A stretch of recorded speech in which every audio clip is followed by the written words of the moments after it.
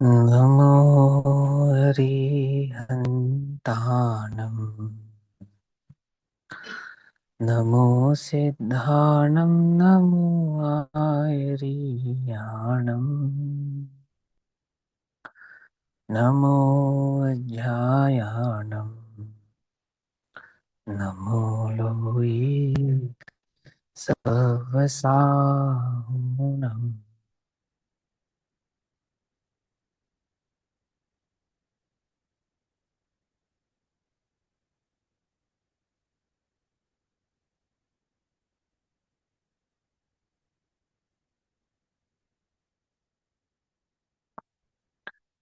मङ्गलं भगवान् वीरो मङ्गलं गौतमोकर्णी मङ्गलं कुन्दकुन्दार्त्यो जैनधर्मोऽस्तु मङ्गलम्। सर्वमङ्गल्यमाङ्गल्यं सर्वकल्याणिकारकम् प्रधानां सर्वधर्माणां जैनं जयतु शासनम्। सर्वव्यापीकचेद्रूप स्वरूपाय परात्मने स्वोपलब्धिप्रसिद्धाय ज्ञानानन्दात्मने नमः।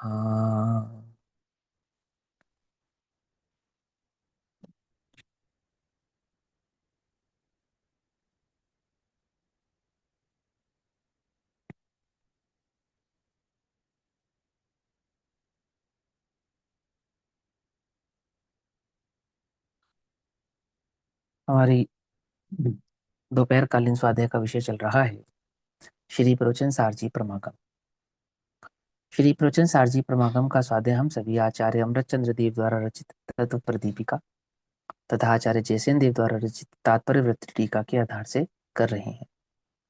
भाव चल रहा है ज्ञेय तत्व प्रज्ञापन महाअधिकार के अंतर्गत ज्ञान ज्ञेय विभाग अधिकार का, और ज्ञान ज्ञेय विभाग अधिकार में भेद ज्ञान की गाथाएं चल रही हैं।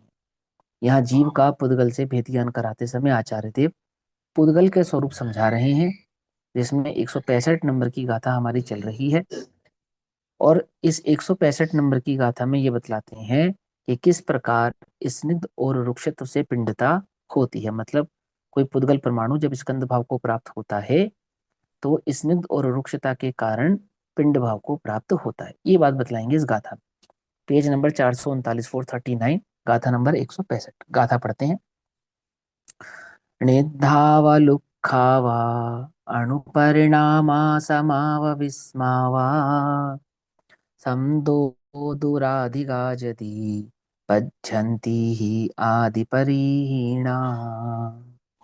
चिकने हो या रूखे अथवा सम या विषम अणु परिणाम, दो गुण अधिक हो तो बंधते बंधे नहीं अणु अंश जगन। अब मुझे अधिक विस्तार करने की यहाँ आवश्यकता नहीं है ना। हमने पिछले 2 दिनों में इसके पूरे विस्तार को भली प्रकार से समझा है। अब हम टीका से इस भाव को समझते चले। यहाँ कहते हैं परमाणु परिणाम, अर्थात परमाणु का जो परिणमन है। तो किस परिणमन की बात चल रही है यहाँ पर कि परमाणु जो पुद्गल द्रव्य का नाम है, एक पुद्गल द्रव्य एक प्रदेशी, वह अनंत गुणात्मक है। उस अनंत गुणात्मक द्रव्य का जो स्पर्श नामक गुण है, उस स्पर्श नामक गुण की स्निग्ध और रुक्ष पर्याय का परिणाम। समझ में बात? कौन से परिणाम की बात है यहाँ पर? स्निग्ध और रुक्ष पर्याय के परिणमन की बात है यहाँ पर। यहाँ कहते हैं परमाणु परिणाम स्निग्ध हो या रुक्ष हो, अर्थात उस परमाणु की पर्याय स्पर्श गुण की पर्याय या तो स्निग्ध रूप हो या तो रुक्ष रूप हो, और सम अंश वाली हो या विषम अंश वाली हो, अर्थात 2 4 6 8 ऐसे अंश वाले हो, गुणांश वाले हो, अथवा 3 6 9 ऐसे गुणांश वाले हो, 3 5 7 9 ऐसे गुणांश वाले हो। यदि समान से दो अधिक अंश वाले हो तो, समान से दो अधिक अंश वाले हो तो अर्थात जैसे किसी के दो हैं और दो से अधिक किसी के होंगे तो दो में दो जमा कर देंगे तो चार। समान से अधिक, दो से दो अधिक, यानी दो हो तो चार और तीन हो तो पांच, तो बंधते हैं। और जगन्य अंश वाले नहीं बंधते। जो जगन्य अंश वाला परमाणु है वह बंधन को प्राप्त होता नहीं है। आगे, समान से दो गुण अंश अधिक स्निग्ध या रुक्षत्व हो तो बंध होता है। तो कहते पुद्गल परमाणु में बंध कैसे होता है कि एक पुद्गल परमाणु स्निग्ध पर्याय वाला रुक्ष पर्याय से भी बंधता है और रुक्ष पर्याय वाला स्निग्ध पर्याय से भी बंधता है। स्निग्ध वाला स्निग्ध से भी बनता है, रुक्ष वाला रुक्ष से भी बनता है, परंतु उसमें गुणांश का अंश कितना होना चाहिए कि समान से दो गुण अंश अधिक। समान माने जघन्य से दो गुण अंश अधिक होता हो तो वह स्निग्ध और रुक्ष हो तो बंध को प्राप्त होता है। यह उत्सर्ग सामान्य नियम है। क्योंकि स्निग्ध या रुक्षत्व की द्विगुणाधिकता का होना परिणामक अर्थात परिणमन करने वाला है। क्या कहते हैं, ये सामान्य नियम है। सामान्य नियम है क्यों? क्योंकि स्निग्ध पर्याय हो या रुक्ष पर्याय हो, यदि वो स्निग्ध पर्याय या रुक्ष पर्याय गुणांशों की अपेक्षा से सामान्य से दो गुण अधिक वाली होती है तभी वह एक परमाणु अन्य परमाणु के साथ बंध परिणाम को प्राप्त होने का कारण बनता है। तो एक परमाणु का दूसरे परमाणु के साथ बंध परिणाम को प्राप्त होना, इसका नाम है परिणामक। द्विगुणता का होना परिणामक। एक परमाणु का दूसरे परमाणु के साथ बंध भाव को प्राप्त होना, ऐसा परिणमन करने वाला है, इसीलिए यह बंध का कारण है। तो पुद्गल से स्कंद कैसे बनता है? तो इन नियमों से बनता है। और यदि एक गुण स्निग्धता या रुक्षता हो तो बंध नहीं होता। जघन्य हो तो बंध होता ही नहीं है, लेकिन जघन्य में एक गुण अधिक हो तो भी बंध को प्राप्त होता नहीं है। ठीक है ना? यदि एक गुण स्निग्धत्व या रुक्षत्व हो तो बंध नहीं होता है। यह अपवाद है। अपवाद है माने बंध नहीं होता, ये अपवाद है। ये लाइन अपवाद है ऐसा नहीं। अपवाद है माने उनका बंध अपवाद है। जैसे विसंवाद है ना बंध की कथा एकत्व में, ऐसे ही अपवाद है। एक गुण अंश जघन्य का एक गुण अधिक होने का बंध का कारण कहना ये अपवाद है। कैसे अपवाद है? किस अपेक्षा से कह रहे हैं अपवाद है? देखो, एक कंफ्यूजन क्रिएट हो सकता है ना कि जघन्य अंश गुण को एक गिन लिया और उसमें एक गुण अधिक होने पर दो हो गया। हो गया ना? हो गया। तो बोले ऐसे नहीं। तो कैसा? जघन्य जमा दो, माने जघन्य में दो गुण अंश की वृद्धि हो तो ही वो बंध को प्राप्त होगा, और जघन्य में एक गुण अंश की वृद्धि हो तो वह बंध को प्राप्त नहीं होगा।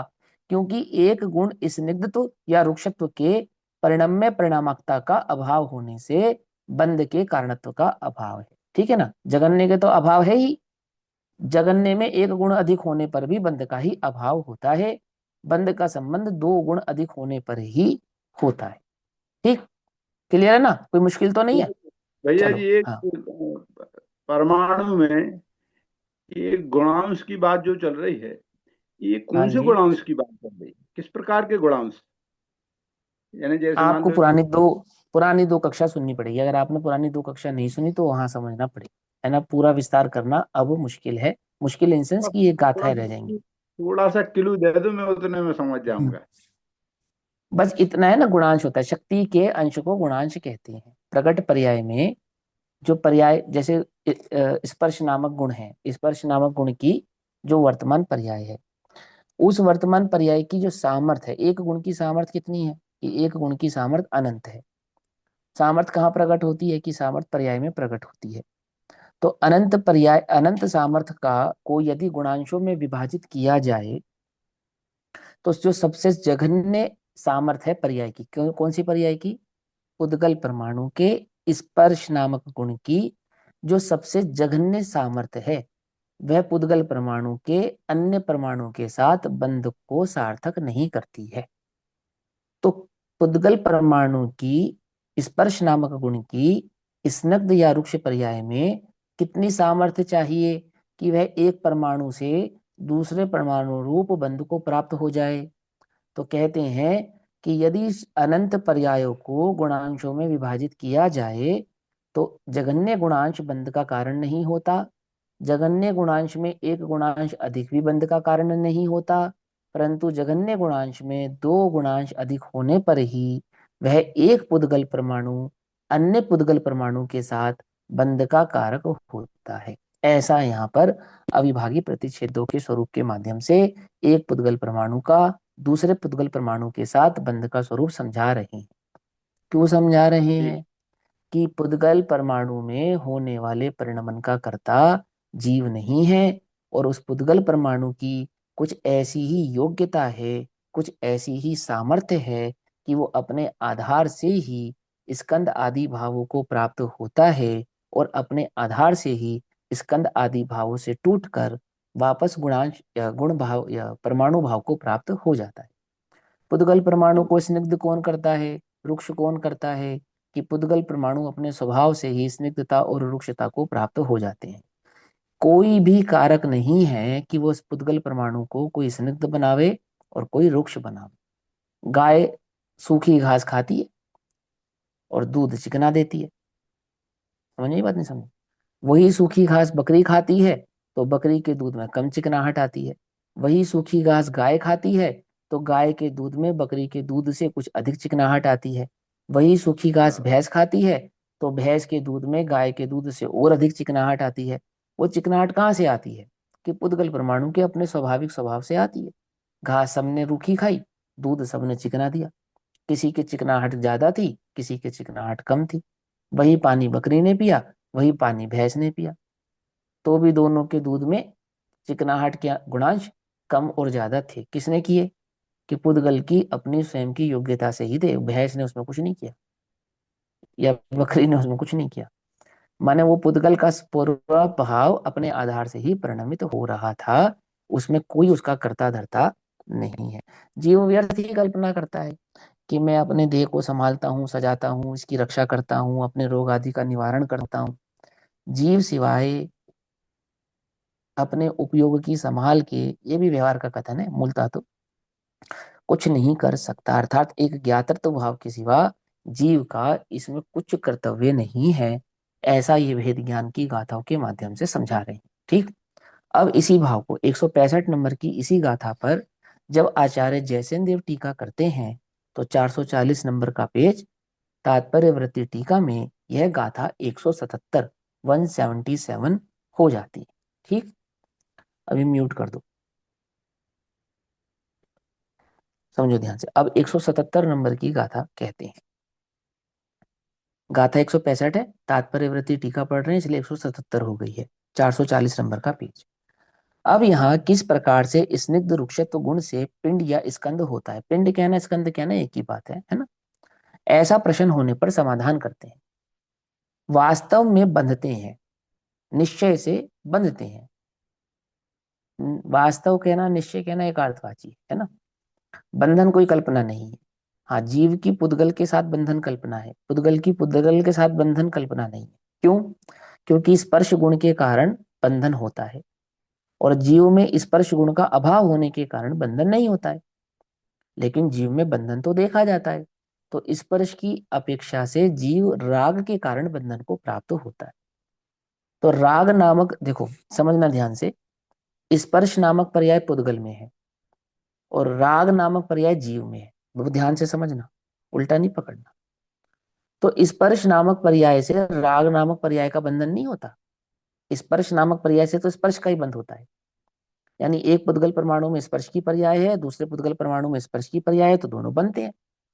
तो जीव पुद्गल के साथ यानी कर्मों के साथ बंधता है या नहीं बंधता है? कि राग नामक पर्याय है जीव के पास, वो अपने राग से तो बंधता है और किससे नहीं बनता? पुद्गल से नहीं बंधता है। लेकिन पुद्गल से बंधा है ऐसा मात्र कहा जाता है, ये व्यवहार है। और पुद्गल पुद्गल से बनता है, ये वास्तव है। क्या कहा? कुछ समझ में ही बात है ना? नियम समझ में आ रहा है कैसे लगाया, क्या कहा? अब यहाँ किस प्रकार से स्निग्ध रुक्षत्व गुण से पिंड का स्कंद होता है, ऐसा प्रश्न होने पर समाधान कहते हैं। वास्तव में बंधते हैं।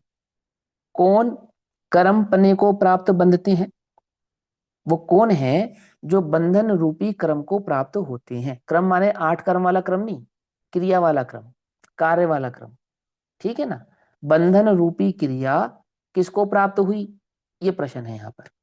तो उत्तर, अणु परिणाम बंधते हैं। अर्थात अणु अपने पर्यायात्मक भाव से बंधते हैं, अणु परिणाम बंधते हैं। मतलब अणु, स्कंद क्या है? समान जाति पर्याय है। स्कंद क्या है? समान जाति पर्याय है। पुद्गल अणु क्या है? वो एक द्रव्य है। समझ में बात? पुद्गल परमाणु एक द्रव्य है और पुद्गल परमाणु की जो स्कंद अवस्था है वो पुद्गल द्रव्य की पर्याय है, जिसको द्रव्य पर्याय कहते हैं। हालांकि उसको पुद्गल द्रव्य भी कह सकते हैं, उसमें कोई आपत्ति नहीं है, परंतु वास्तव में तो वो पर्याय है। तो उसी अपेक्षा से उन्होंने कहा अणु परिणाम बनते हैं, अर्थात अणु अपने पर्याय भाव से बंध भाव को प्राप्त होता है। यहाँ अणु परिणाम शब्द से परिणाम या पर्याय रूप परिणमित अणु ग्रहण किए गए हैं, ठीक है ना। यहाँ परिणाम शब्द से क्या ग्रहण किया गया है? यहाँ परिणाम शब्द से अणु की पर्याय को ग्रहण किया गया है। तो अणु की कौन सी पर्याय को ग्रहण किया गया है? कि पुद्गल परमाणु की पुद्गल स्कंद रूप पर्याय को ग्रहण किया गया है, ऐसा। ठीक।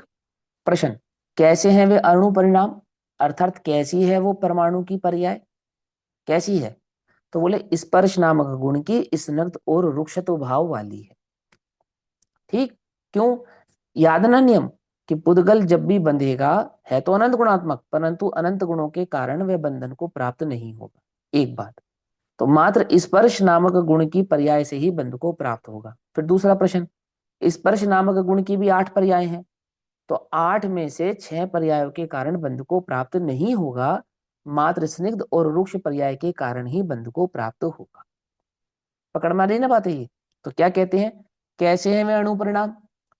कि स्निग्ध परिणाम से परिणमित अथवा रुक्ष परिणाम से परिणमित ऐसा पुद्गल परमाणु जिसके स्पर्श नामक गुण की या तो स्निग्ध पर्याय हो या उसके स्पर्श नामक गुण की रुक्ष पर्याय हो, अपने इन पर्यायों से परिणमित अर्थात परिणमित होते हुए वे अणु परिणाम है। समझ नहीं बात? अर्थात वह अणु की ही पर्याय है, अणु का ही परिणाम है, चाहे उसको स्निग्ध हो चाहे उसको रुक्ष हो। फिर आगे क्या कहते हैं, पुनः क्या विशेषता वाले हैं, और क्या विशेषता वाले हैं वे स्निग्ध और रुक्ष परिणाम?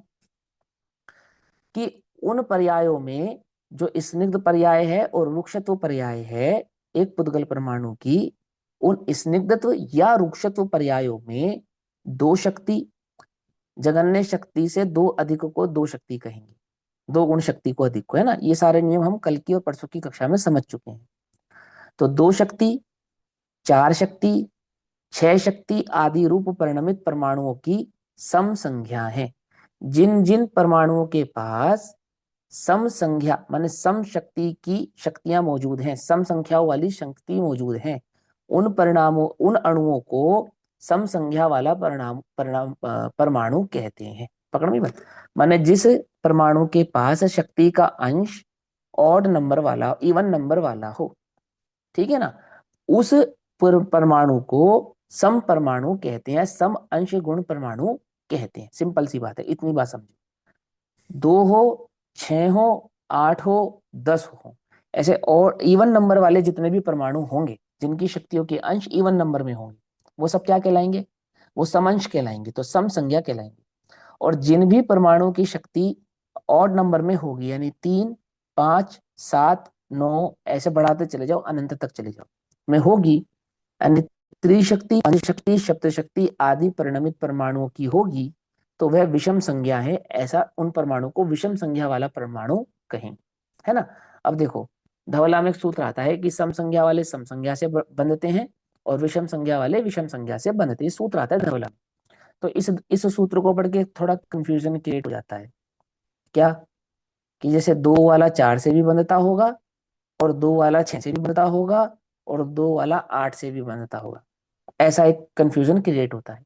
तो उस कंफ्यूजन का समाधान वहां करते हैं कि देखो भाई, उस परमाणु को कहेंगे तो सम संज्ञा, और ऐसा ही कहेंगे कि सम संज्ञा वाला सम संज्ञा से बढ़ता है, लेकिन इसका अर्थ ये नहीं है कि 2 वाला 6 से बंधेगा। जब भी कोई पुद्गल परमाणु बंधेगा, मात्र 2 गुणांश अधिक शक्ति वाले से ही बंधेगा, माने 2 वाला हमेशा 4 से ही बंधेगा, अन्य किसी परमाणु से कदापि नहीं बंधेगा। 2 वाला 6 से भी नहीं बंधेगा, 2 वाला 8 से भी नहीं बंधेगा। और यही नियम इवन नंबर वालों पे भी लगेगा, यही नियम ऑड नंबर वालों पे भी लगेगा। नहीं, सम संख्या वालों पे भी यही नियम लगता है और विषम संख्या वालों पे भी यही नियम लगता है। और साधारण भाषा में क्या कहा जाएगा उसको? कि सम संख्या वाले सम संख्याओं से बंधते हैं और विषम संख्या वाले विषम संख्याओं से बंधते हैं। ये साधारण नियम है। और नियम का विशेष क्या है? कि सम संज्ञा होने पर भी 2 गुणांश अधिक सम संज्ञा वाले से ही बंधेगा, अन्य सम संज्ञा वालों से नहीं बंधेगा। ये उसका विशेष है। ठीक। केमिस्ट्री में भी एक ऐसा होता है कि वो केमिकल के कुछ नियम होते हैं केमिकल क्रिएट करने के लिए, कि बस 20 ही होंगे, इससे ज्यादा नहीं होंगे। फिर आगे जाएंगे ना तो 20 के 50 हो जाएंगे, फिर वो आगे जाएंगे, फिर उसके भी हो जाएंगे, फिर आगे जाएंगे उसके भी, मतलब भेद भेद बढ़ते चले जाते। और नियम शुरू होता है कि इसके 20 या 25 से ज्यादा होंगे ही नहीं, जबकि होते उसके भी अनंत है। जब आगे आगे बढ़ते जाते हैं ना तो उसमें भेद प्रतिभेद भेद प्रतिभेद भेद भेद प्रतिभेद बनते चले जाते। तो एक सामान्य नियम है, क्या कहते हैं, ऑड वाला ऑड से, इवन वाला इवन से, सम संख्या वाला सम संख्या से, और विषम संख्या वाला विषम संख्या से बंधेगा। लेकिन ऐसा होने पर भी मात्र दो गुणांश अधिक संख्या वालों से ही बंधेगा। कंफ्यूजन तो नहीं है ना कोई? ये तो एकदम रट जाने वाली बात है, कोई मुश्किल ही नहीं है इसके अंदर, है ना। तो देखो क्या कहते हैं, वे पुनः किस स्वरूप वाले हैं और किस स्वरूप वाले हैं, कि स्निग्ध हैं रुक्ष हैं ये आपने बता दिया, सम संज्ञा और विषम संज्ञा वाले हैं ये आपने बता दिया, और क्या विशेषता है उनकी। तो कहते हैं यदि सम संख्या से दो गुण अधिक है तो दो गुणों से अधिक पना कैसे है, यदि ऐसा प्रश्न हो तो कहते हैं प्रथम तो एक अणु दो गुण वाला है। क्या कहा, एक अणु हमने लिया, आपने कहा, और आप उसकी और विशेषता बता रहे हैं। तो और विशेषता कैसे बता रहे हैं, यदि सम संख्या से दो गुण अधिक है तो दो गुणों के अधिकपना कैसे है, ऐसा प्रश्न हो, तो सम संख्या में दो गुणों से अधिक हो। कि आपने ये जो लाइन बोली है, हमें इस लाइन का मतलब समझ में नहीं आया, क्या, कि कोई परमाणु सम संख्या वाला दो गुण संख्या से अधिक वाला हो, क्या कहना चाहते हो आप, बात समझ में नहीं आ रही। तो कहते उसका उदाहरण समझो। यदि ऐसा प्रश्न है तो पहले ये समझो कि एक परमाणु लो, तो प्रथम तो एक परमाणु लो, और उस एक परमाणु के पास दो गुण हैं, वो दो गुण वाला है। दो गुण वाला है माने दो गुण वाला स्पर्श और रसना, ऐसा नहीं, एक तो स्पर्श नामक गुणान गुण की दो गुणांश शक्ति को दो गुण ऐसा कहते हैं। ठीक है ना। तो जघन्य शक्ति और जघन्य शक्ति के साथ दो गुण शक्ति की वृद्धि, तो दो गुणांश शक्ति वाला हो तो, और उसको अब किसी अन्य परमाणु के साथ बंधना है। तो जिस परमाणु के साथ बंधना है ऐसा वो जो दूसरा परमाणु है, दूसरा अणु भी यदि दो गुण वाला है, तो इस प्रकार दो परमाणु समान संख्या वाले हैं। समझ में आया बात। तो दो एक एक पुद्गल परमाणु दो गुण वाला है और दूसरा पुद्गल परमाणु भी दो गुण वाला है। ये पहले एक सामान्य नियम समझ लो आप। अब इन दोनों में बंद होगा या नहीं होगा। तो कहते हैं एक विवक्षित दो गुण वाले की दो गुणों की अधिकता होने पर वह चार गुण वाला होता है। तो जो दूसरा पुद्गल परमाणु हमने दो गुण वाला लिया, उसी पुद्गल परमाणु में यदि दो गुण और जोड़ दिए जाएं तो कितने गुण वाला बन जाएगा वो चार गुण वाला बन जाएगा। तो दो गुण वाला भी सम संख्या वाला कहलाएगा और चार गुण वाला भी सम संख्या वाला कहलाएगा। ठीक है ना। पहले हमने दो पुद्गल परमाणु लिए, दोनों की संख्या कितनी रखी, दो दो रखी, और दूसरे पुद्गल परमाणु की जिसकी दो रखी थी उसमें दो और जोड़ दो तो कितने हो गया, वो चार हो गया। लेकिन चार होने पर भी संख्या तो उसकी क्या रहेगी, सम, क्योंकि उसके पास जो गुणांश शक्ति है वो चार है। और पहला जिसके पास दो थी उसके पास भी उसकी भी संख्या क्या रहेगी, सम, क्यों, क्योंकि उसकी गुणांश शक्ति दो है। ऐसा हो गया। अब वह चार शक्ति रूप परिणमित होता है। एक नंबर का परमाणु दो शक्ति रूप परिणमित होता है और दो नंबर का अणु चार शक्ति रूप परिणमित होता है। उस चार गुण वाले का पूर्वोक्त दो गुण वाले के साथ बंध होता है। तो जिसके पास चार गुणांश शक्ति होगी उसका बंधन दो गुणांश शक्ति वाले के साथ होगा। ठीक है ना। ऐसा कहते, तो इसको कहते हैं सम का सम के साथ बंध होना। ठीक। उसी प्रकार दो परमाणु तीन शक्ति वाले हैं, जैसे दो परमाणु दो दो शक्ति वाले लिए थे ना, ऐसे दो परमाणु तीन तीन शक्ति वाले ले लो। अब उसमें जो दूसरे नंबर का परमाणु जिसकी तीन शक्ति है जब उसकी पांच हो जाएगी, तो पांच नंबर होना भी विषम संख्या है और तीन नंबर होना भी विषम संख्या है। तो दोनों परमाणु कहलाएंगे विषम संख्या वाले, लेकिन तीन वाले के साथ दो वाला बंधन को तीन वाले के साथ पांच वाला नहीं, तो बंधन तीन को तीन प्राप्त तीन दो हो थोड़ा जाएगा। लेंगे, एक तीन लेंगे और एक दो लेंगे ना, तो ये तो फाइव होगा। क्यों, अरे एक तीन और दो लेंगे ऐसे फाइव नहीं होगा। दो, जिसकी दो है वो तो चार वाले के साथ बंधेगा ना। हम्म। एक परमाणु तीन संख्या वाला लेंगे, दूसरा परमाणु भी तीन संख्या वाला लेंगे। तीन तो ये संख्या जो वाले दूसरा लेंगे। परमाणु, हाँ, फिर दूसरा परमाणु जो तीन संख्या वाला लिया उसमें दो गुण शक्ति अधिक होगी तो वो बन जाएगा पांच संख्या वाला। तो पांच संख्या वाला भी क्या कहलाएगा, इवन, ओ सॉरी ऑड, और तीन संख्या वाला भी कहलाएगा ऑड, विषम।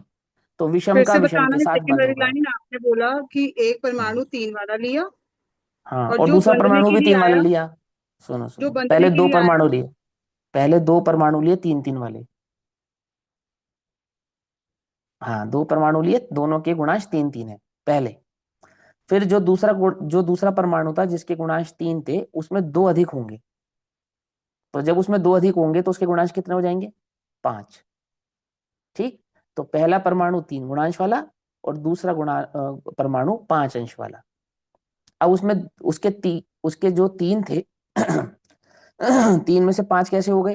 कि स्वभाव से हो गए, कोई करता नहीं है, कोई करेगा नहीं। कि जब उस 3 गुण वाले में 5 गुणांश होंगे, तो ऐसे 5 गुणांश वाले के साथ 3 गुणांश वाले का बंध हो जाएगा।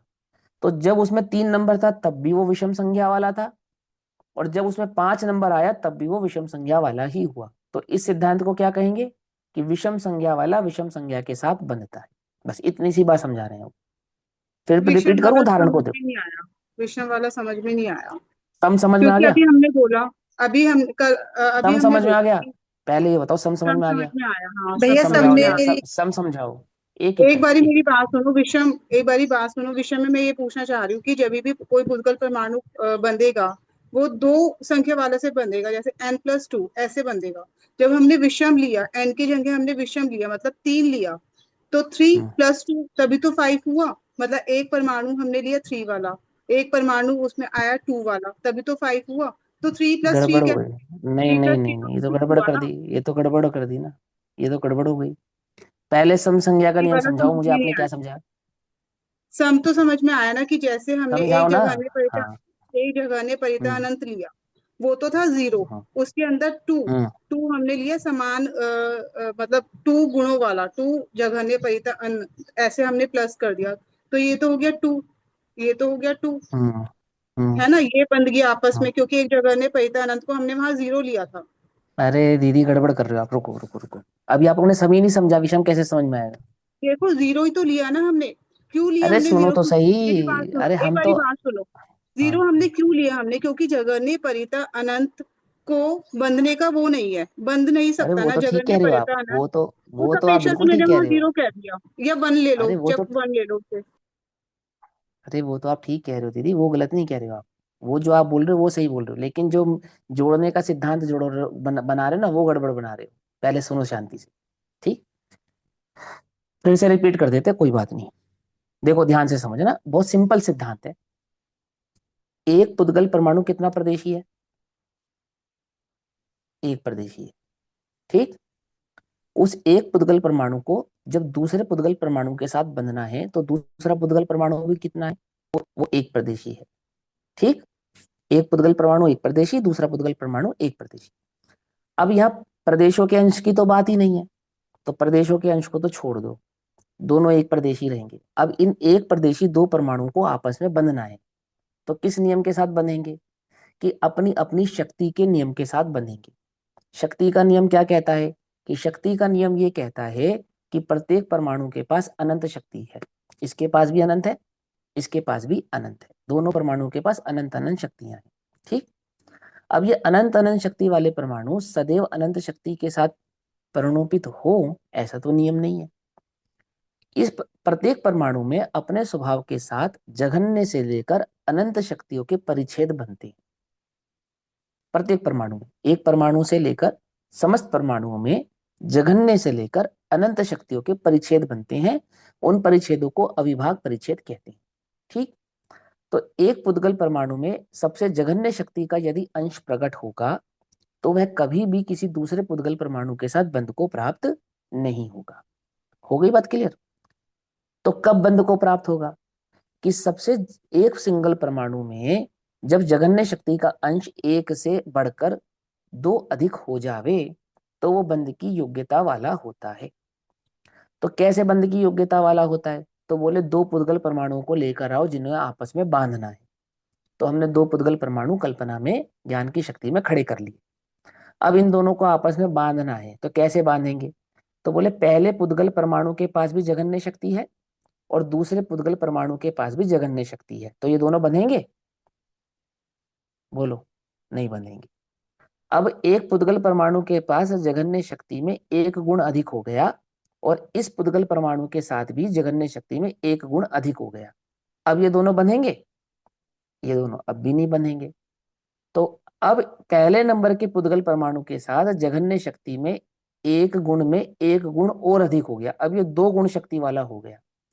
और दूसरे पुद्गल परमाणु में भी एक शक्ति से अधिक शक्ति 2 शक्ति वाला हो गया। अब ये दोनों पुद्गल परमाणु कैसे हो गए, ये भी 2 शक्ति वाला है और ये भी 2 शक्ति वाला है। क्या ये दोनों अब बंधेंगे? बोलो शालिनी दीदी। नहीं बंधेंगे। क्यों? ये तो 2+2 हो गया ना। अरे वही तो सुनो ना, अब नहीं मेरा बंधेंगे। तो सारा खराब हो गया हाँ तो मतलब। वही वही तो मैं कह रहा हूँ कि गड़बड़ कहाँ कर रहे हो, तभी तो हमने गड़बड़ पकड़ी आपकी, कि ये भी 2 शक्ति वाला है, ये भी 2 शक्ति वाला है, ये दोनों बंधेंगे कि नहीं, ये दोनों नहीं बंधेंगे। तो प्रश्न है तो फिर कब बंधेंगे, क्योंकि दोनों की सम संख्या तो हो गई। तो कहते हैं कि पहले पुद्गल परमाणु में तो शक्ति रहे 2 और दूसरे पुद्गल परमाणु में शक्ति हो जाए 4। तो जब इस पुद्गल परमाणु की शक्ति से 2 गुनी शक्ति दूसरे पुद्गल परमाणु के पास होगी सम संख्या में, इसके पास 2 हो और इसके पास 4 हो, तब ये दोनों आपस में बंधन को प्राप्त होंगे, अन्यथा बंधन को प्राप्त नहीं होंगे। ठीक है, और आगे चलो।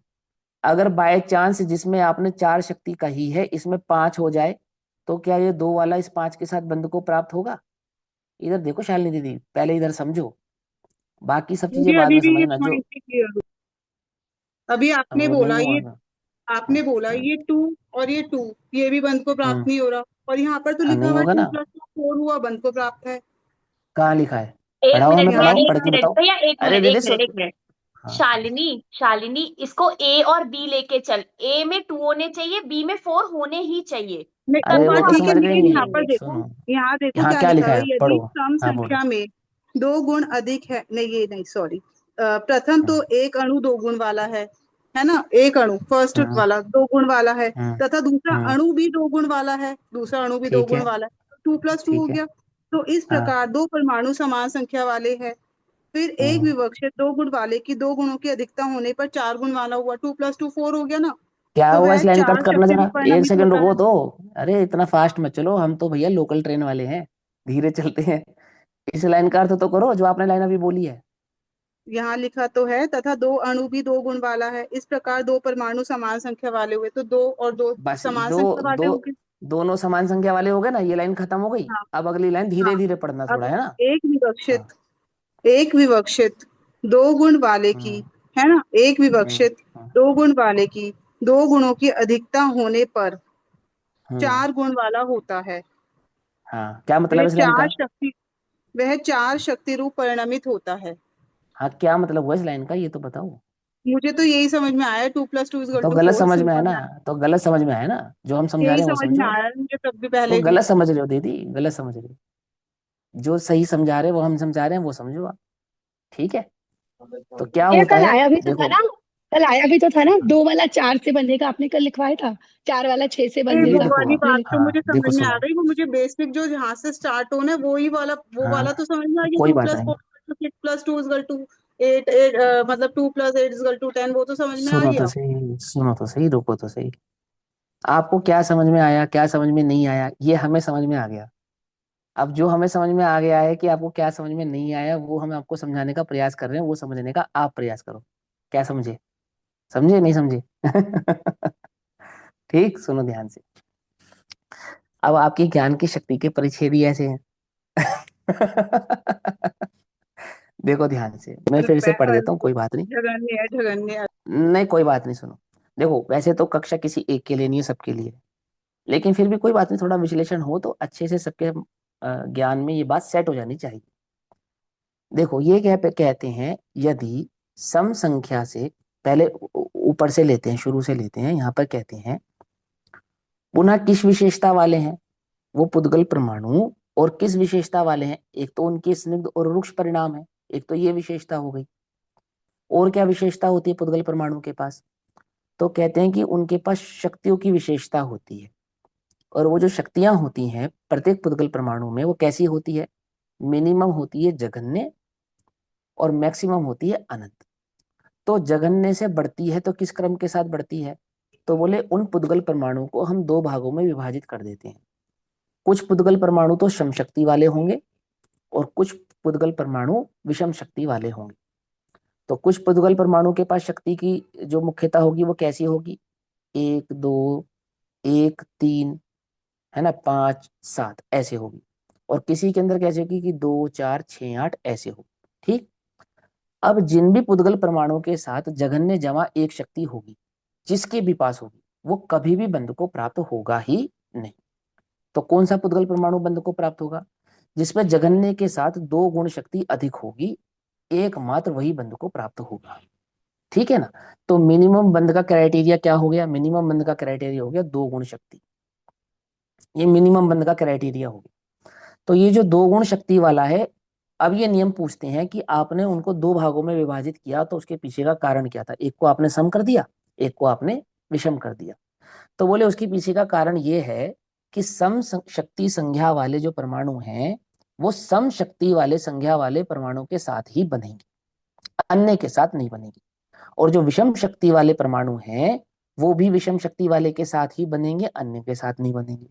माने ऑड नंबर वाले परमाणु ऑड नंबर के साथ बनेंगे और इवन नंबर वाले परमाणु इवन नंबर के साथ बनेंगे। चाहे स्निग्ध हो चाहे रुक्ष हो, स्निग्ध रुक्ष के साथ बन सकता है, स्निग्ध के साथ भी बन सकता है, रुक्ष रुक्ष के साथ भी बन सकता है, स्निग्ध के साथ भी बन सकता है। उसकी पर्याय स्निग्ध है या रुक्ष है उससे बंध को प्रभाव नहीं पड़ेगा। बंध को प्रभाव तो गुण की शक्ति से पड़ेगा। शक्ति 2 है तो वो समान शक्ति वाला यानी कि सम शक्ति वाले के साथ ही बनेगा, और शक्ति ऑड है तो ऑड शक्ति वाले के साथ ही बनेगा। तो इवन नंबर वाले इवन नंबर के साथ बनेंगे, ऑड नंबर वाले ऑड नंबर के साथ बनेंगे, सम वाले सम के साथ और विषम वाले विषम के साथ। इस कारण से हमने पुद्गल परमाणुओं को 2 भागों में बांट दिया। कौन से 2 भागों में, सम शक्ति अंश वाले परमाणु और विषम शक्ति अंश वाले परमाणु। इतनी बात समझ में आ गई, इसमें तो कोई कंफ्यूजन नहीं है ना आपको, सभी को समझ में आ गई। अब तीसरा प्रश्न, तो जो सम शक्ति हो चाहे विषम शक्ति परमाणु हो, वे सम शक्ति वाले क्या किसी भी सम शक्ति वाले परमाणु के साथ बन सकते हैं? क्या इवन शक्ति वाले माने विषम शक्ति वाले किसी भी इवन शक्ति वाले परमाणु के साथ बन सकते हैं? अब ये प्रश्न खड़ा होगा, तो उसका समाधान करेंगे कि ऐसा नहीं है। तो फिर कैसा है? तो वो नियम समझो कैसा है। तो देखो अब मैं दोबारा रिपीट करके पढ़ा दूं।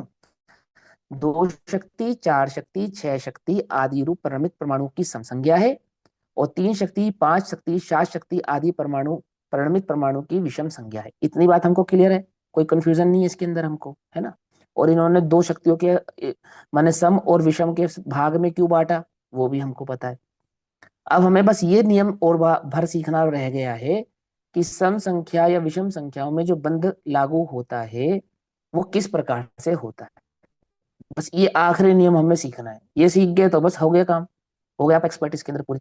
देखो क्या कहते हैं, तो बोलते हैं कि पुनः किस स्वरूप वाले हैं, थोड़ा उनके स्वरूप का विश्लेषण आप थोड़ा और करके बतलाओ, थोड़ा सा और बताओ। तो सुनो कहते हैं, यदि हम सम संख्या से 2 गुण अधिक हैं, यदि कोई परमाणु सम संख्या से 2 गुण अधिक है। एक परमाणु सम संख्या कितनी होगी उसकी, एक परमाणु की शालिनी दीदी, एक परमाणु की सम संख्या कितनी है बताओ ना, मिनिमम। हाँ 2 है ना, और दो 2 गुण। अब उसमें जो उसकी सम संख्या है, सम संख्या तो 2 निर्धारित हो चुकी है पहले ही। उस सम संख्या से 2 गुण अधिक है तो कितनी संख्या वाला हो गया वो, 4। 2 पुद्गल परमाणु है या 1 पुद्गल परमाणु है ये 2 पुद्गल परमाणु है या 1 पुद्गल परमाणु की बात चल रही है अभी? एक पुद्गल परमाणु की बात चल रही है। तो जिसका प्रश्न अटका है उसको बताने दो, ये 1 पुद्गल परमाणु है या 2 पुद्गल परमाणु है? ये 1 पुद्गल एक परमाणु पुद्गल है अभी। परमाणु है, ठीक है। हाँ, हाँ अभी 1 पुद्गल परमाणु की बात चल रही है यहाँ पर। तो कहते हैं यदि 1 पुद्गल परमाणु लिया जिसकी सम संख्या है यानी उसके पास 2 गुण शक्ति है, उस वो 2 गुण शक्ति वाला परमाणु जब 2 गुण अधिक हो जाए तो कितनी शक्ति वाला कहलाएगा वो? अब वो 4 शक्ति वाला कहलाएगा। 1 पुद्गल परमाणु और 4 शक्ति वाला हो गया, है ना। है तो वह 2 गुण से अधिक पना कैसे है? कैसे है? क्यों? क्योंकि वो सम से 2 गुण अधिक वाला है, ऐसे है। सम संख्या तो 2 थी और 2 से 2 गुण अधिक होने से उसके पास 2 गुण अधिक होने के कारण वो 4 संख्या वाला हो गया। यदि ऐसा प्रश्न हो तो कहते हैं कि वो 2 वाला 4 में कन्वर्ट कैसे हुआ, तो बताते हैं कैसे हुआ। उन्होंने कहा प्रथम तो एक अणु 2 गुण वाला है। आपने एक अणु लिया और एक अणु कैसा है, वो 2 गुण वाला है। फिर उसके बाद जो दूसरा अणु है वो भी 2 गुण वाला है। 2 अणु आपने ले लिए, दोनों 2 2 गुण वाले हैं, तो दोनों की संख्या क्या कहलाएगी, सम कहलाएगी या विषम कहलाएगी? दोनों की संख्या क्या कहलाएगी, सम कहलाएगी या विषम? सम कहलाएगी, है ना। 2 पुद्गल परमाणु ले आए और दोनों के पास 2 गुण शक्ति है, तो दोनों की 2 गुण शक्ति होने के कारण दोनों परमाणु क्या कहलाएंगे, सम संख्या वाले कहलाएंगे। आई बात समझ में? हाँ जी गीता जी। सुन रही हूँ मैं। इसको वो कर दो, हाँ, वीडियो ऑफ कर दो आपका, ठीक है। सुनो ध्यान से। हाँ, हाँ ऐसे नहीं सुनना। तो कहते हैं प्रथम तो एक अणु 2 गुण वाला है, ठीक। ये तो सभी की ऑफ हो गई। हाँ, अब आगे सुनो। और दूसरा अणु भी, वो भी 2 गुण वाला है। इस प्रकार 2 परमाणु समान संख्या वाले हैं, ठीक है। अब 2 परमाणु लिया है और दोनों परमाणु की संख्या कैसी है, समान है। पहला परमाणु भी 2 गुणंश वाला और दूसरा परमाणु भी 2 गुणंश वाला, तो दोनों की संख्या कैसी हो गई, दोनों की समान हो गई। अब आगे सुनो। अब एक विवक्षित, जो एक पुद्गल परमाणु है ना, एक विवक्षित, जिसको हमने 1 नंबर दिया था, एक विवक्षित, उसकी संख्या कितनी है, उसकी गुणों की संख्या कितनी है, 2। अरे गजब कर दिया। एक एक नंबर जिसको दिया था उसकी 4 कहाँ है, 1 नंबर वाले की तो 2 ही है ना। 2 पुद्गल परमाणु लेकर आए और दोनों के पास 2 2 संख्या है, तो एक नंबर के पास कितनी संख्या थी, 2 थी ना। अभी 2 थोड़ी हुए हैं वो, अभी तो 2 होंगे, है ना।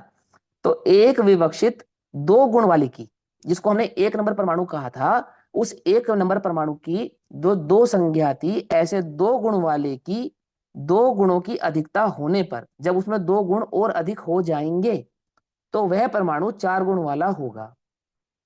और जब वह 4 शक्ति रूप परिणमित होता है, जब वह एक पुद्गल परमाणु 4 शक्ति रूप परिणमित होता है, तो उस 4 गुण वाले का पूर्वोक्त 2 गुण वाले के साथ बंध होता है। क्या आया, अब यही लिखी हुई समझ में बात, कि वो जो जिस हमने 2 पुद्गल परमाणु लिए, दोनों को 2 2 शक्तियों का संयोजित माना, तो दोनों सम संख्या वाले हो गए। अब ये दोनों आपस में बंधेंगे, बोले नहीं बंधेंगे।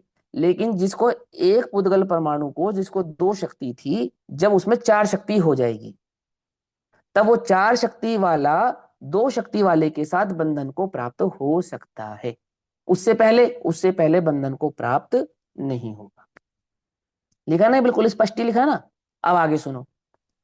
उसी भैया जी, प्रकार, एक प्रश्न और आ रहा है, जो 2 शक्ति अपने आप ही आ जाएगी उसमें, जिसके पास 2। हाँ ये तो बार बार बता रहे हैं, बार बार, है ना। वो ठीक है। अपने आप ही होती है, किसी के द्वारा किए नहीं होती। ये जिसमें इतना माथा मारा जा रहा है ना, इसलिए तो बताए थे कि तू तू क्यों पुद्गल का कर्ता बन रहा है, मैं समझा तो सही। पुद्गल के नियम ही तुझे समझ में नहीं आ रहे हैं। तू कह रहा है कि मैं इसको व्यवस्थित करता हूँ और मैं ऐसा करता हूँ और मैं वैसा करता हूँ। दूध में से घी कौन निकालता है, आप निकालती हो ना, या नहीं निकालती है? कि भैया कोई नहीं निकालता, दूध में घी होता है तो निकलता है। और घी कहाँ से आता है दूध में, कि वो पुद्गल की अपनी सहज योग्यता से आता है, किसी के डाले से नहीं आता है। तिलों में तेल कहाँ से आता है, कि वह रुक्ष और स्निग्ध परिणाम से युक्त पुद्गल परमाणु का सहज स्वभाव है, वो किसी के द्वारा उसमें डाला या बनाया गया नहीं है, किसी ने उसको व्यवस्थित किया नहीं है। ये समझा रहे हैं। अब भैया जो नियम आपने, एक चीज और बताओ, कि हाँ, जब ये 2 परमाणु मिल जाएंगे 4 और 2 वाले, तो इनके जो गुण संख्या है ये हमेशा 4 और 2 ही रहेगी, आपस में अलग वो अलग ही 6 रहेंगी ना। 6 हो गई। अब 6 छह हो हो गई, गई, अब ये पर एक ये स्कंद हो परमाणु गए तो ना। ये तो 2 अलग अलग ही रहेंगे अब ना ये 6 हमेशा। शक्ति वाले गिने जाएंगे। 6 शक्ति वाले गिने जाएंगे, हाँ, लेकिन दो ये दो वाला परमाणु तो 2 परमाणु है ना, अलग अलग ही रहेंगे इसकी ना हमेशा। हाँ, हाँ 2 तो ही रहेंगे, जिसमें बिल्कुल 2 रहेंगे, और इनमें जिसमें शक्ति 2 के है, गुणांश घट बढ़ सकते हैं। शक्ति के गुणांश घट बढ़ सकते हैं अपने आप से घट बढ़ परमाणुओं में। सकते हैं, हाँ घट बढ़, हाँ अपने अपने आप से ये घटेंगे बढ़ेंगे, और क्या, तो फिर अपने आप जब से उसमें घटे बढ़ेंगे। विषम, और अगर मान अगर लो किसी उनका, एक में विषम हो जाए तो वो छूट जाएगा, फिर इसका मतलब। तो टूट जाएगा। हाँ टूट जाएगा, हाँ तो ऐसे तो टूटता है। वो टूट जाएगा। और ये गुणांश और अनंत तक सम हो बना सकते हैं। रहेगा, दो गुणांश के अधिक के साथ सम बना रहेगा तो वो बंधा रहेगा। और दो गुणांश, और ये गुणांश अंत तक हो सकते हैं।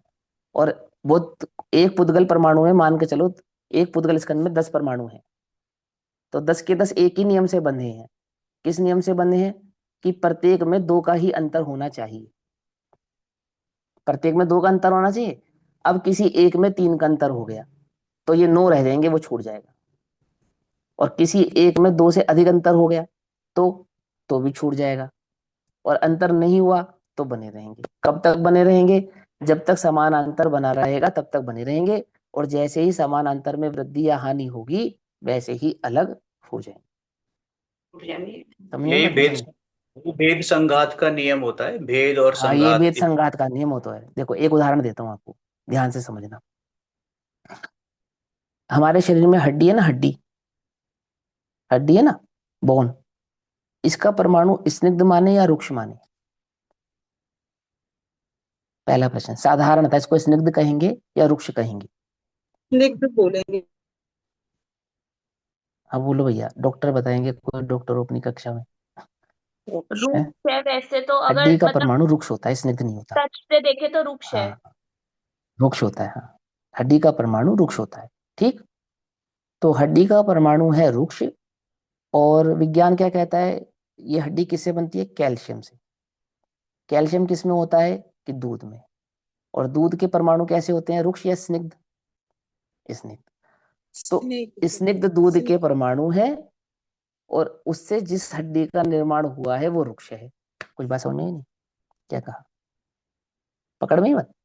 स्निग्ध से रुक्षता का, रुक्षता से स्निग्धता का कन्वर्जन होता रहता है। कौन करता है? कोई नहीं करता। ये पुद्गल की सहज योग्यता है। समझ में आती है बात? नहीं समझ में आती? क्या कहा? पकड़ में आती है?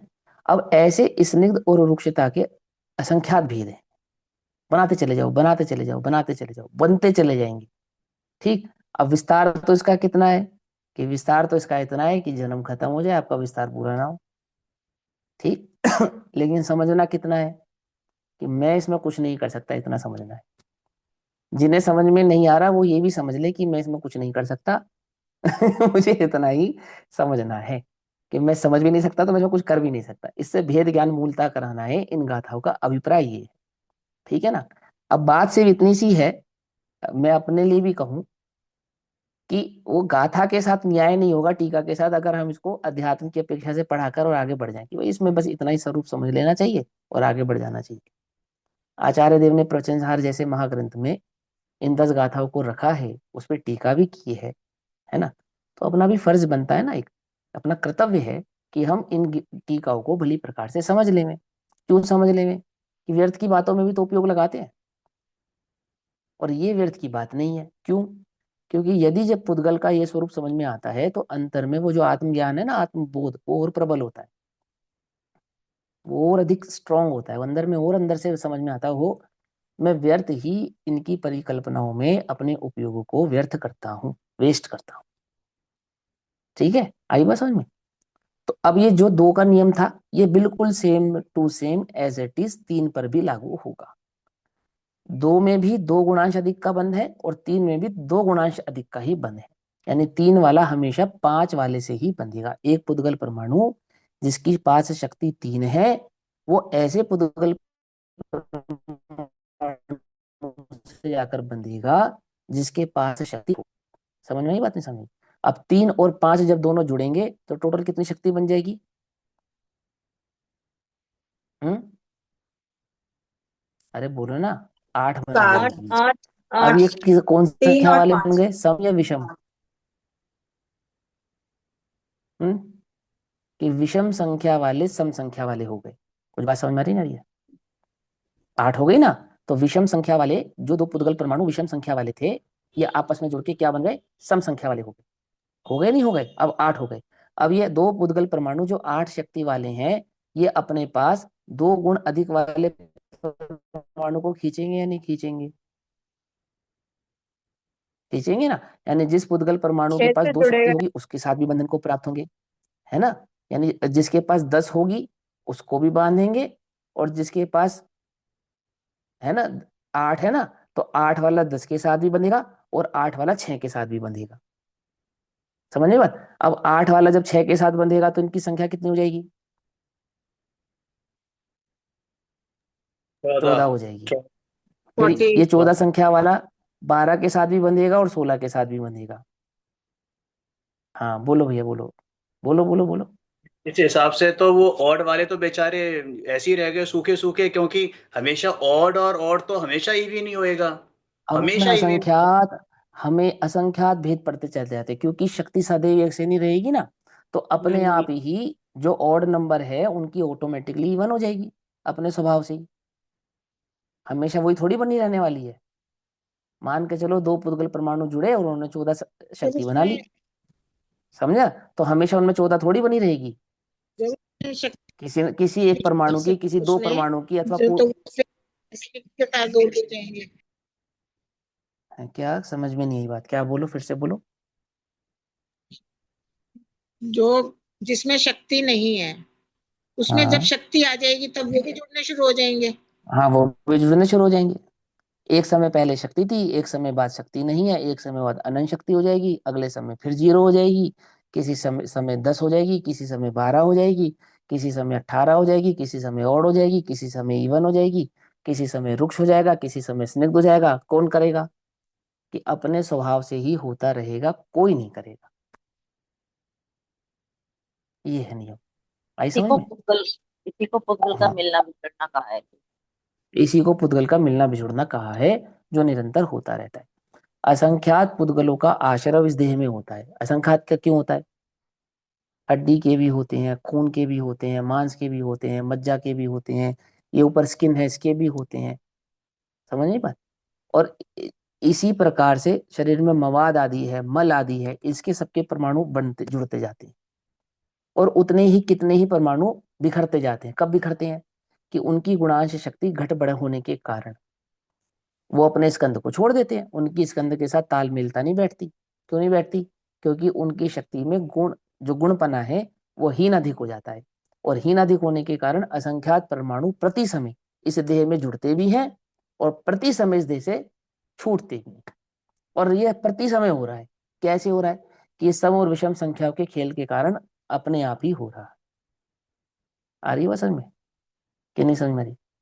एक ही परमाणु पुद्गल का कोई ऐसा नहीं, ये स्किन संबंधी परमाणु का आश्रव अलग हो रहा है, खून संबंधी परमाणु का आश्रव अलग हो रहा है, मांस संबंधी परमाणु का आश्रव अलग हो रहा है।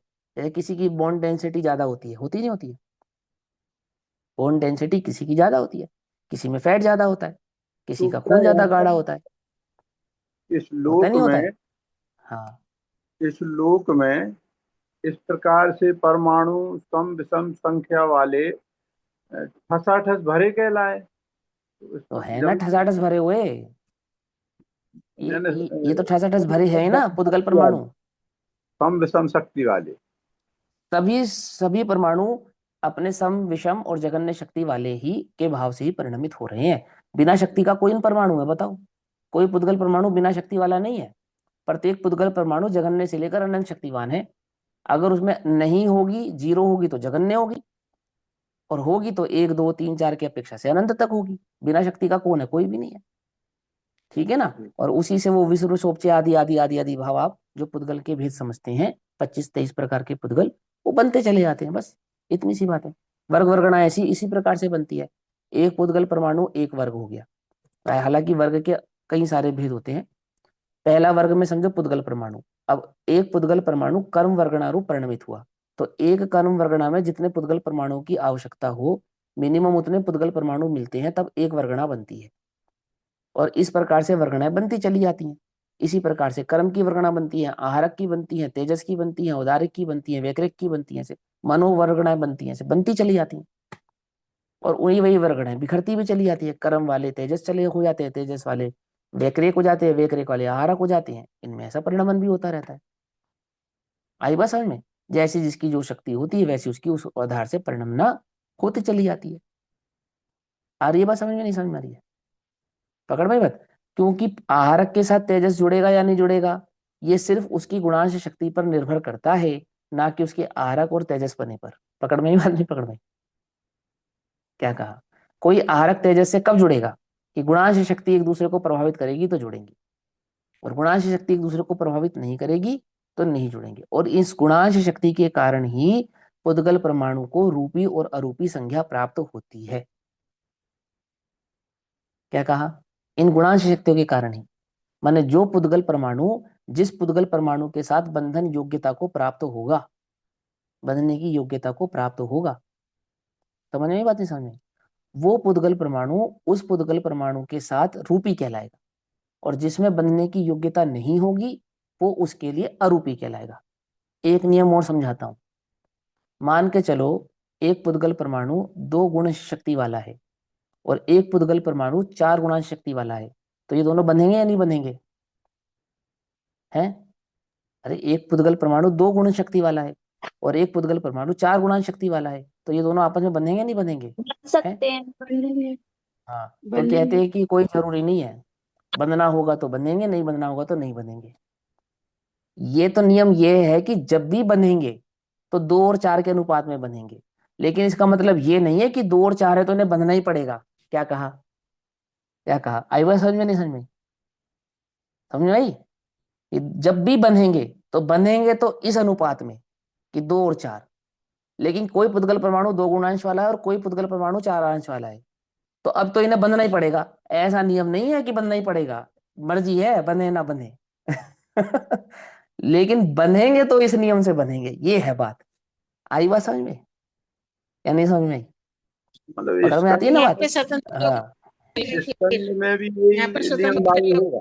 अरे एक एक करके भाई, एक एक करके। हाँ हाँ बोलो। स्कंद में यही नियम लागू होगा? स्कंद जो सभी है, में यही है।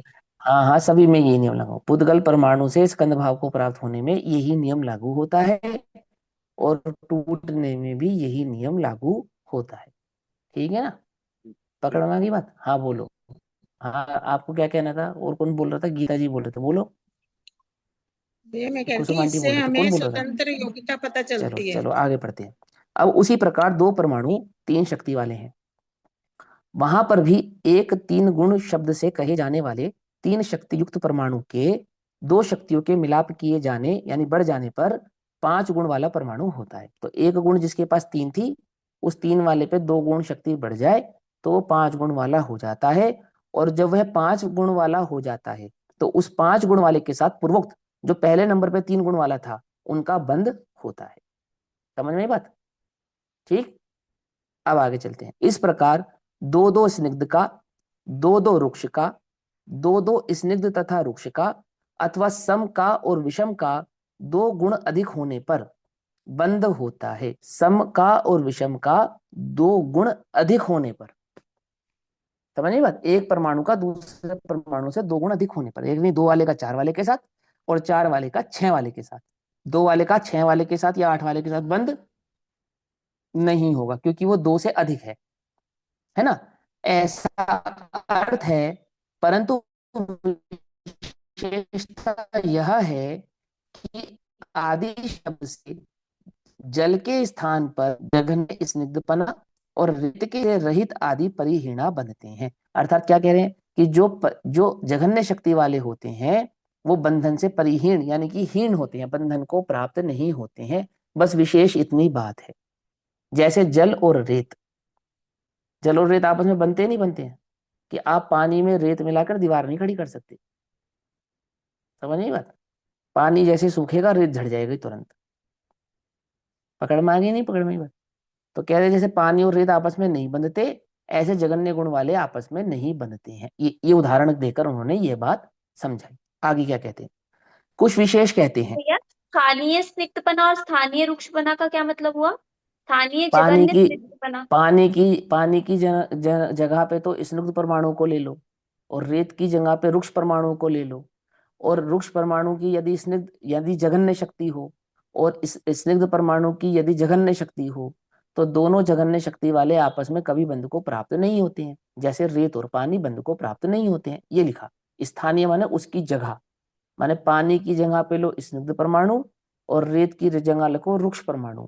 तो स्निग्ध और रुक्ष होने पर बंधन को प्राप्त होंगे? बोले ऐसे नहीं, यदि शक्ति जघन्य है तो बंध को प्राप्त नहीं होंगे, और शक्ति जघन्य से अधिक है, 2 गुण अधिक है, तो ही बंध को प्राप्त होंगे।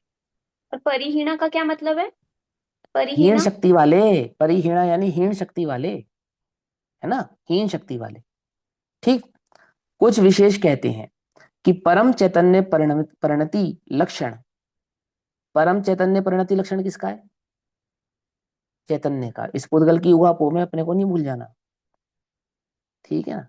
ये जो चैतन्य लक्षण वाला आत्मा है, ये परमात्म तत्व की भावना रूप धर्म ध्यान एवं शुक्ल ध्यान के बल से, यानी कि जब इस परम चैतन्य भगवान आत्मा में धर्म ध्यान का गुणांश अधिक होता है अथवा शुक्ल ध्यान का गुणांश अधिक होता है, तो जिस प्रकार जगन्य स्निग्ध शक्ति स्थानीय राग, क्या कहा, जिस प्रकार जघन्य शक्ति वाले परमाणु आपस में नहीं बंधते, उसी प्रकार जब राग की जघन्यता हो जाती है, किसके हो जाती है?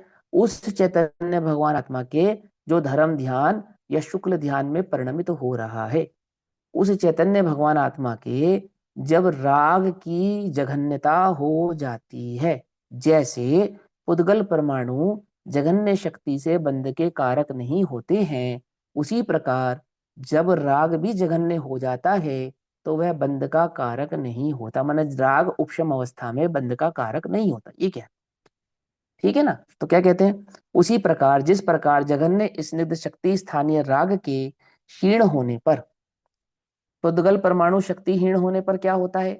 बंध को प्राप्त नहीं होता। ऐसे ही राग की जब शक्ति क्षीण हो जाती है तब होने पर, और जघन्य रूप से स्थानीय शक्ति स्थानीय पर द्वेष के क्षीण होने पर जल और रेत के समान जीव का बंध नहीं होता है। यानी कि जब राग और द्वेष की शक्ति हीन हो जाती है, अर्थात वे क्षीण हो जाते हैं, तब जीव बंध को प्राप्त होता नहीं।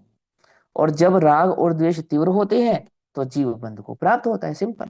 जैसे रेत और पानी बंध को प्राप्त नहीं होते, ऐसे राग बिना का जीव बंध को प्राप्त नहीं होता, और राग सहित का जीव ही बंध को प्राप्त होता है। उसी प्रकार पुद्गल परमाणु के भी जघन्य स्निग्धता और जघन्य रुक्ष शक्ति के प्रसंग में बंध नहीं होता है, ऐसा यहाँ अभिप्राय है। आगे समझ में बात, कोई मुश्किल तो नहीं। अब गाथा नंबर 166, परंतु अभी समय हुआ, इसकी चर्चा हम कल करेंगे। तब तक के लिए सभी को जय जिनेन्द्र। ओम नमः शिवाय।